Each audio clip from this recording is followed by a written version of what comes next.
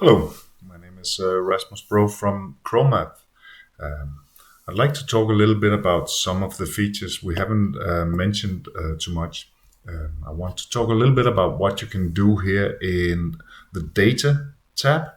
Uh, we can import files, as you probably know. We can also reset all the models and data we have, so clear up everything. But also we have some options over here. So for example, if you already calculated or played around with some data, they will be saved in a session with the name given over here. And you can re-import those sessions to have a further look at whatever you did. If you have saved your data in a specific format, you can also import it directly through this setting. And you can export and import intervals. And that can be very useful, for example, if you usually analyze the same type of data. So once you have defined your intervals, you can export them and then just reload them so you don't have to define these intervals in the future.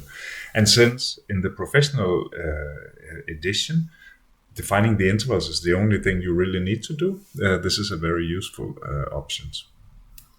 I also want to shortly mention that we have settings that you can use to define different things.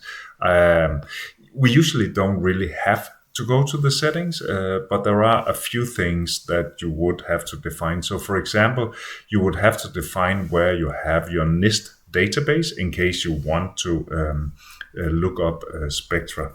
So that would be one setting that you will probably have to look into. Apart from that, the actual technical settings, you normally don't really have to work with these. And I have to say, I can't remember the last time I modified any of these, but you do have access to some of the more technical details of how the data is being analyzed with different kinds of Parafact 2 models and different settings in regards to that. Also, if we go to graphics here, you can change how the data is shown, either as tick or base peak. So you can change the default there. Also, you might sometimes be interested in changing how we color the intervals. So the default in Paradise is that we color the intervals by the highest match factor, so that if it's green, we know that we have a nice match. But you can also change that to actually have the lowest colored by the lowest match factor.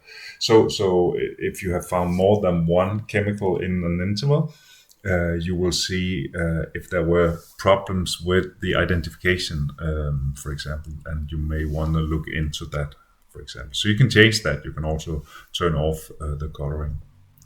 One final trick I want to mention is there's some people have reported that sometimes they can't actually see the settings, but clicking down here and resetting your settings will bring back everything. And that was basically what I wanted to say. Thank you.